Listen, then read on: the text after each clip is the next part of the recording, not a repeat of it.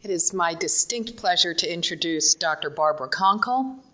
She is a member of our board of directors of the Foundation for Women and Girls with Blood Disorders. She's been a leader in the field of women and girls with blood disorders. She is the director of clinical and translational research at the Puget Sound Blood Center, and she's a professor of medicine in the Division of Hematology at the University of Washington. She's going to speak to us today about growing older with von Willebrand disease. Please welcome Dr. Konkle.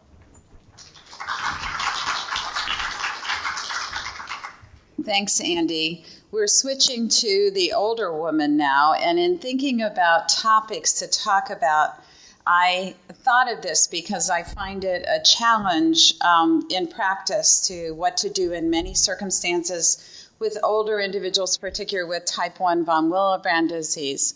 The problem when I thought of that as a topic is that there are not a lot of data in this area.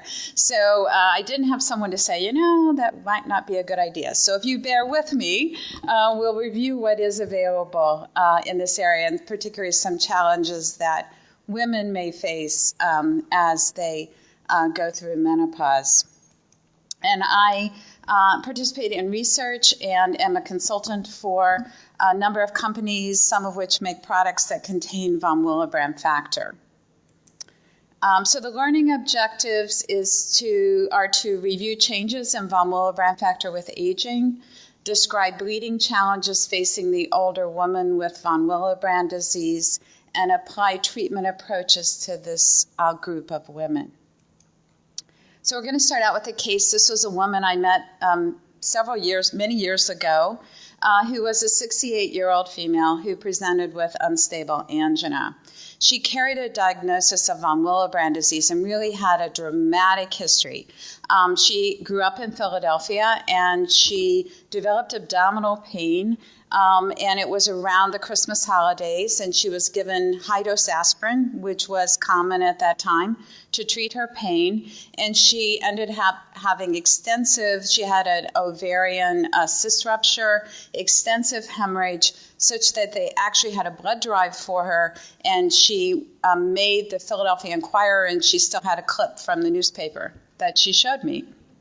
But she really had not had any recent bleeding symptoms, and she had no recent von Willebrand labs. But her husband had retired to rural Delaware. She started having chest pain. She showed up in the emergency room, told them she had von Willebrand disease, so they did not treat her chest pain, and they transferred her to another hospital, and where they also did not treat her chest pain once they told her she had von Willebrand. She told them she had von Willebrand disease, and then she was transferred where I saw her.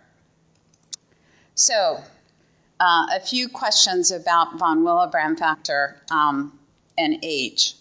Question number 1, which of the following is true about the age-related increase in von Willebrand factor in women? 1, it begins after menopause.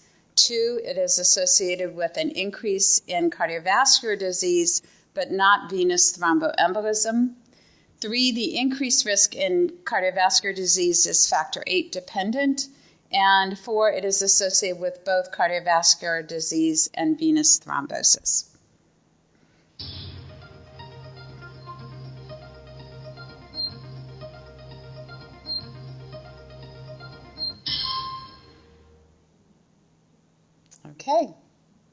Okay, so there's some spread, but most are going for 4, so we'll see.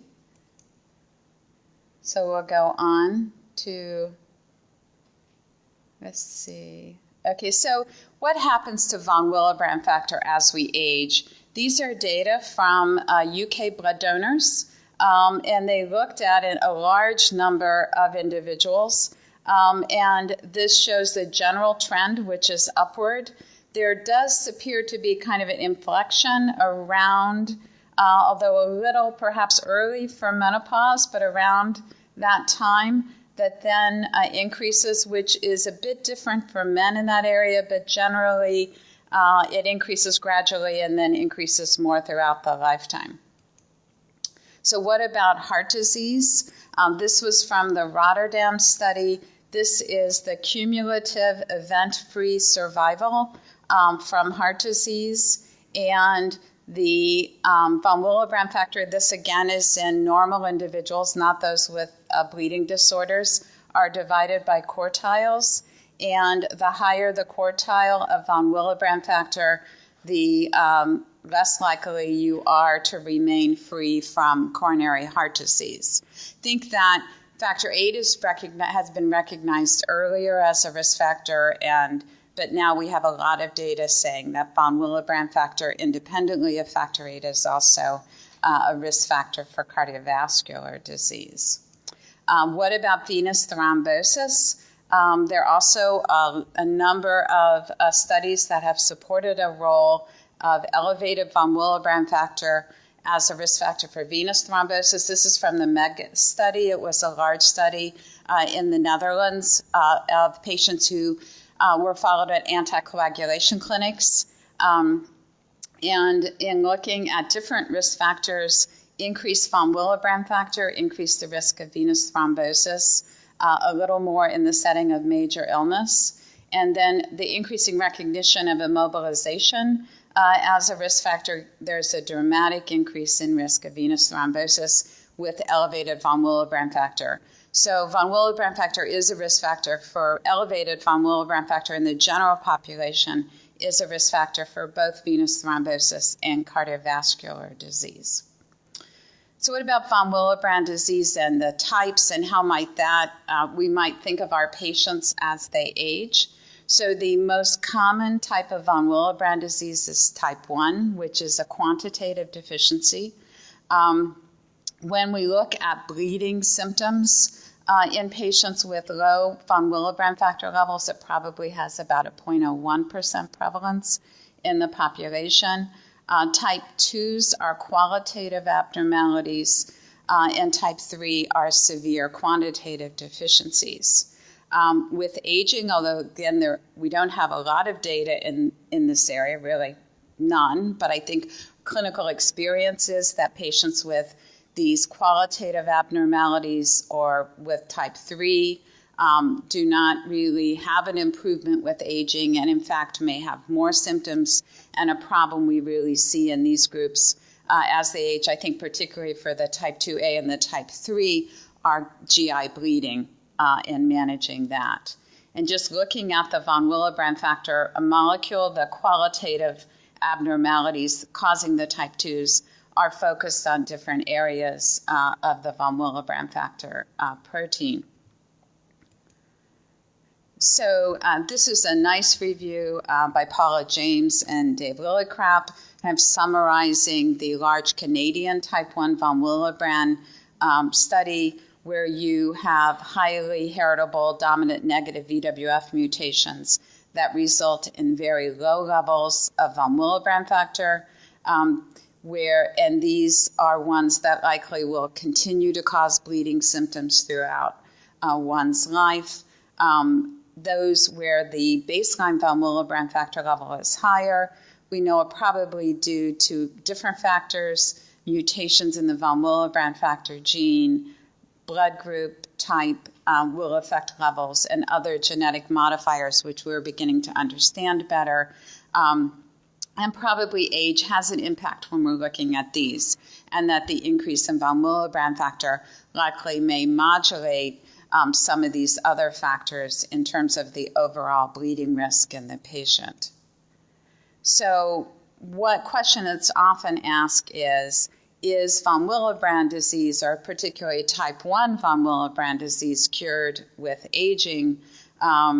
And do symptoms in von Willebrand disease change?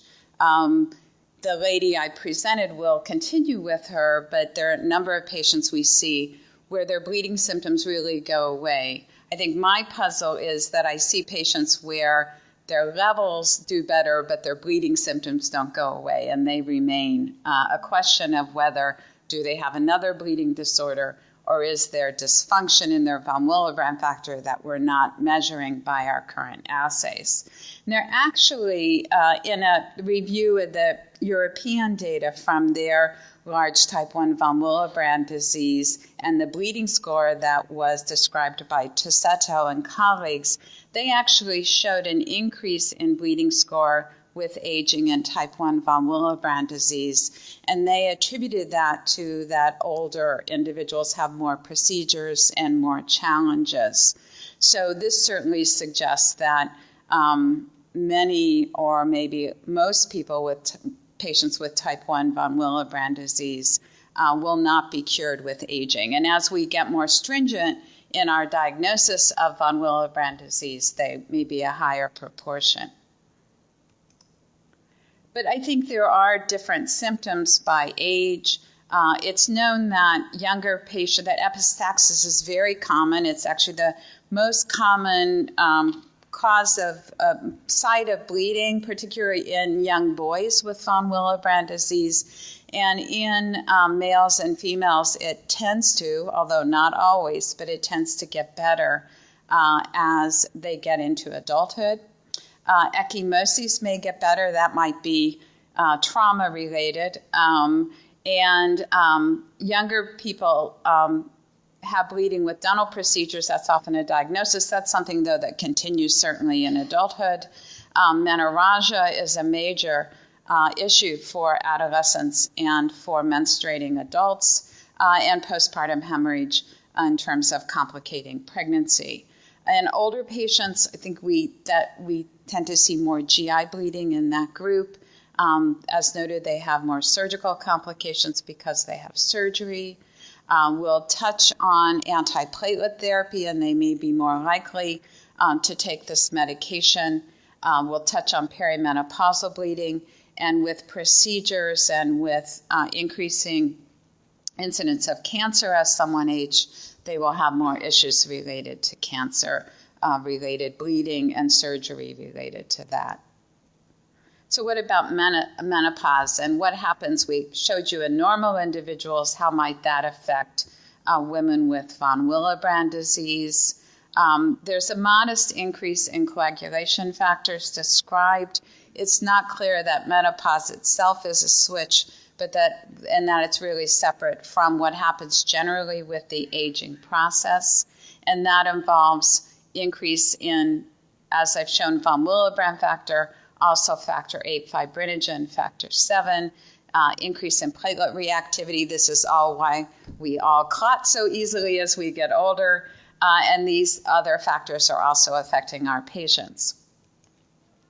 So perimenopausal bleeding, increased issues with bleeding and menstruation are more likely at menarche and then in the perimenopausal period. So their heavy and irregular bleeding is most likely to occur then. And women who've had menorrhagia may have more symptoms as they approach menopause. And some of the usual approaches may not be the best approach for women with von Willebrand disease.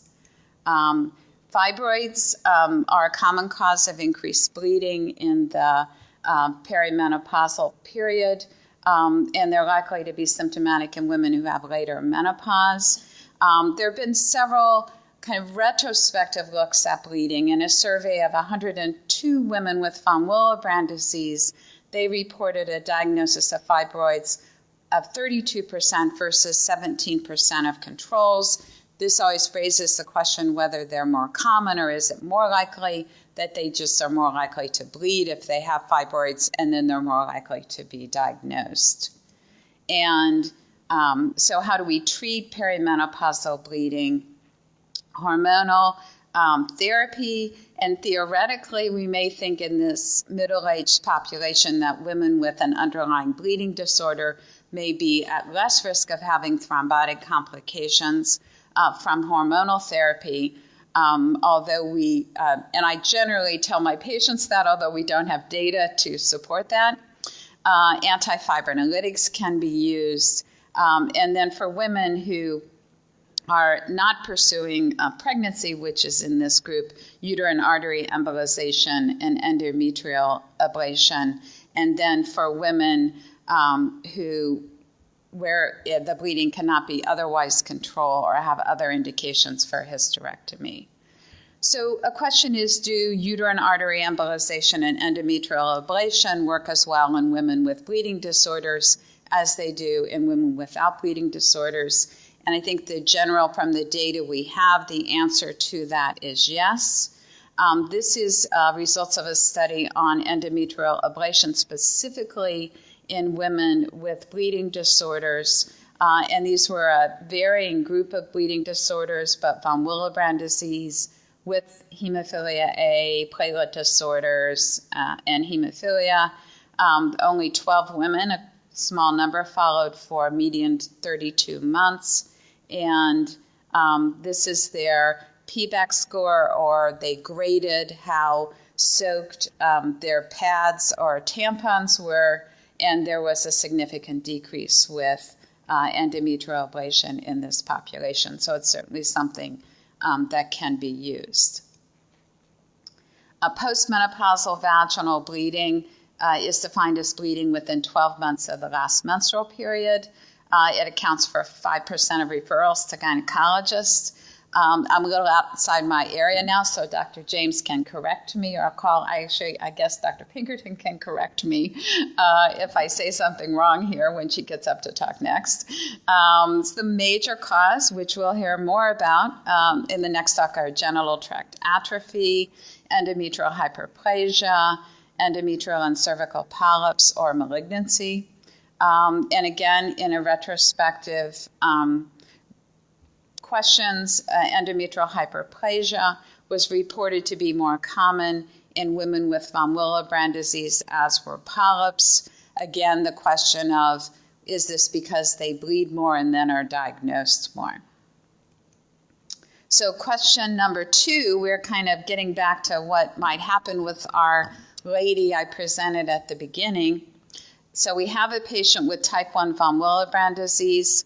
Well, it may not be the lady at the beginning. We'll get back to her. But we have a patient with type 1 von Willebrand disease. The von Willebrand factor antigen and function are 35%. She needs a cardiac cath for evaluation of chest pain. The safest approach for pre-treatment would be A, desmopressin, B, a VWF-containing factor VIII concentrate, C, no therapy, or D, the correct answer is unknown.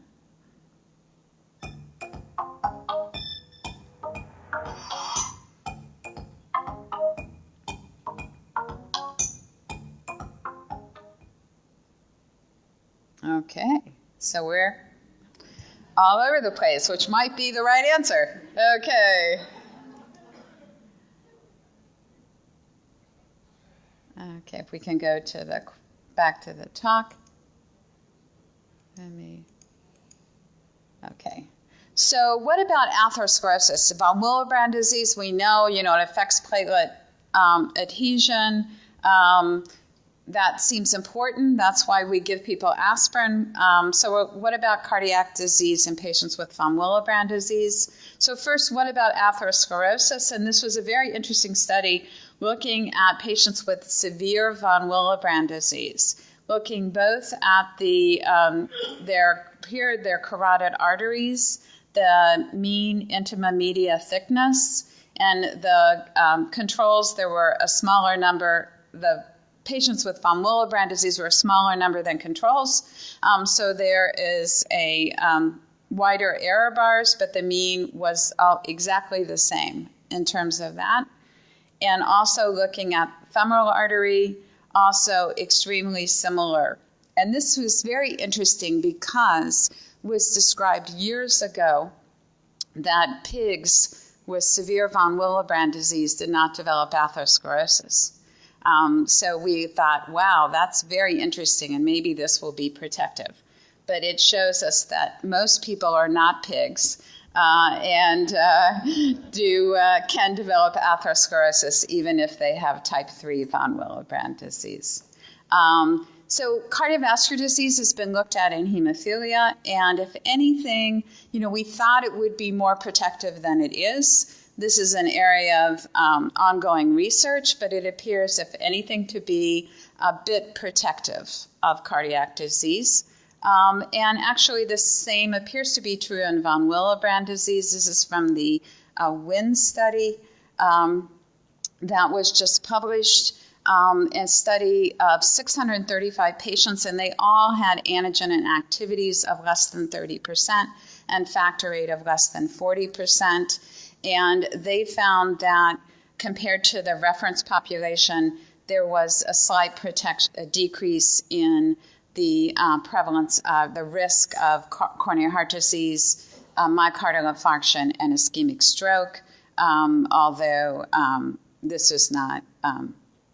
So we'll have to see in terms of further studies and if this holds out. So what about desmopressin? So that was one of the possible answers to treat the patient previously presented with the last question. There are a few reports of myocardial infarction after desmopressin, although if you look at those reports, it's very few numbers and includes patients with uremia, which is a different patient population than our patients with von Willebrand disease, we would presume. There was a very interesting abstract presented at ISTH last summer, again small, but they had 16 patients greater than or equal to 60 years of age, and 50% of them had known coronary artery disease, 50% with hypertension, and 19% with diabetes. They had 24 procedures for which they were given desmopressin. One was complicated by hyponatremia. One patient developed atrial fibrillation 20 days after treatment, but no MI or angina. And this is extremely timely. Yesterday, I received a call when I was here, 80-year-old woman followed at our treatment center who had carried nitroglycerin with her for her cardiac disease, had been receiving DDAVP regularly for neck injections, no problems, and now was going to have shoulder surgery. How would I treat her? So I know that many in the audience get these questions, and they're a challenge. So what about treatment? How will these patients tolerate? Let's say they do have cardiac disease. Will they tolerate? They do get atrial fibrillation. Will they tolerate therapy? And there are really no data in this that I know of. If anyone does, they can share. Tolerance may depend on factor VIII activity, I think, for anticoagulant therapy, and so how severely the factor VIII is affected. With antiplatelet therapy, we would presume, because we know from our patients who take antiplatelet therapy for for pain or other things, that they can bring out epistaxis or certainly ecchymoses. But the tolerance of aspirin may depend on their von Willebrand factor activity. So going back to our audience response questions, which of the following is true about the age-related increase in von Willebrand factor in women? 1, it begins after menopause. 2, it is associated with an increase in cardiovascular but not venous thrombosis. 3, the increased risk in cardiovascular disease is factor VIII dependent.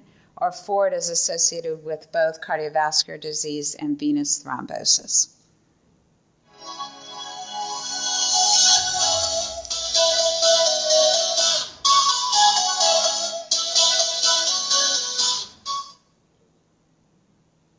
And most of us went with it's associated with both. And if we look at the comparison, that I pulled more of you to that, so that's good. And the next question is a patient with type 1 VWD with modestly decreased antigen and risdiplam cofactor needs a cardiac cath for evaluation of chest pain. The safest approach for pretreatment would be A, desmopressin, B, VWF containing factor VIII concentrate, C, no therapy, or D, correct answer, unknown.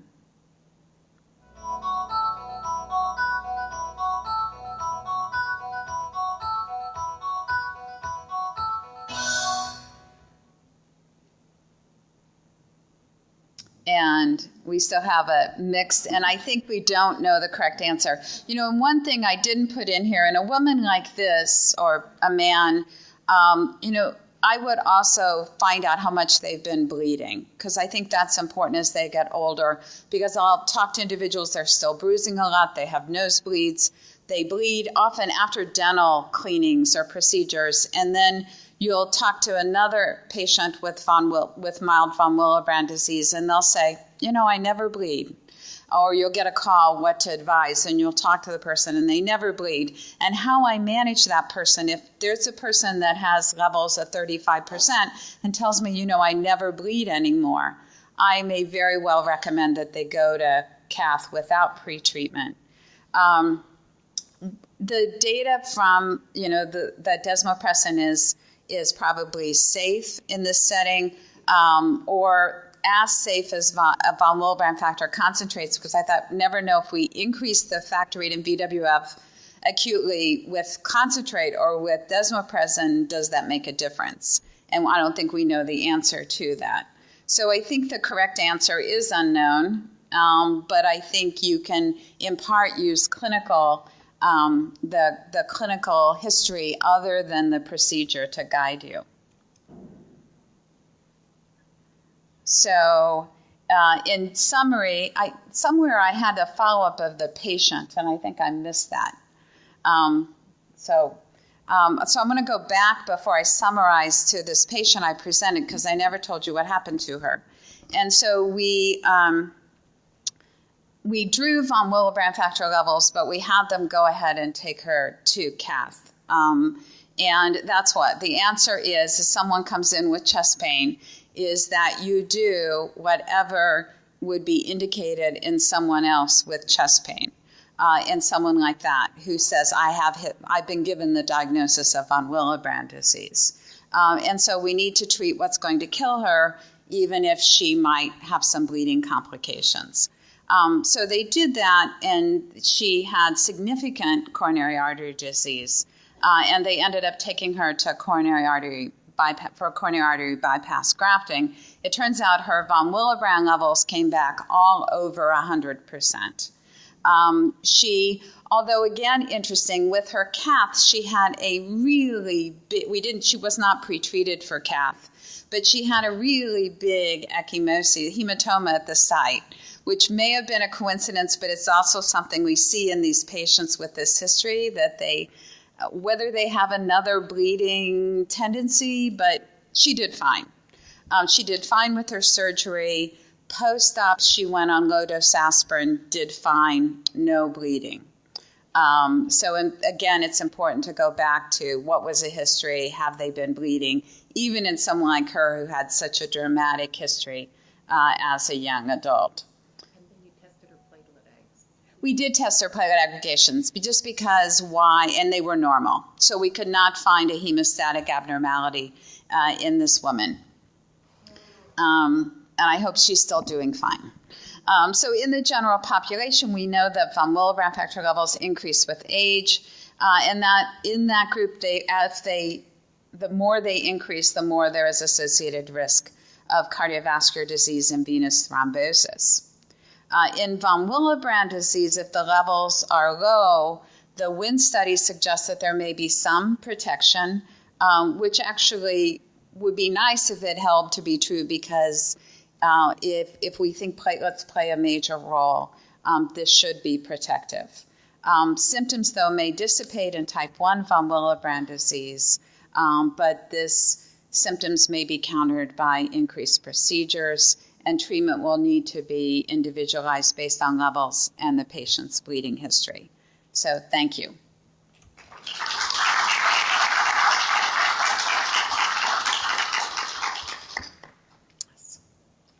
Thank you, that was great. Could you comment on the VW patient who has to have a coronary stent, and what do you recommend for that? And also, supposedly you can get acquired VW disease with aortic valve disease. Would you comment on that? Sure. So the first, if someone needs a stent, so if a patient is having a lot of bleeding symptoms already, again, it varies some, but if someone who still has low values and has type 1 or another type of von Willebrand disease, I think it's going to be really challenging to put them on dual antiplatelet therapy.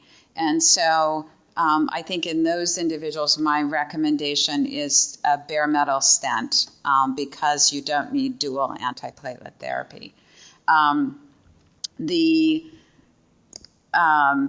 in patients where, I think in these where they are not tolerating antiplatelet therapy even before they have a procedure, you could talk to the cardiologist and the cardiac surgeon about when you would consider surgery versus stenting, because you might be easier to get someone through that in those where antiplatelet therapy is really a challenge. There is acquired platelet dysfunction in aortic stenosis. There was a New England Journal article showing that laboratory values were very common. Probably symptomatic values patients are less likely to be symptomatic, but certainly if patients have bleeding history, there also can be associated GI bleeding.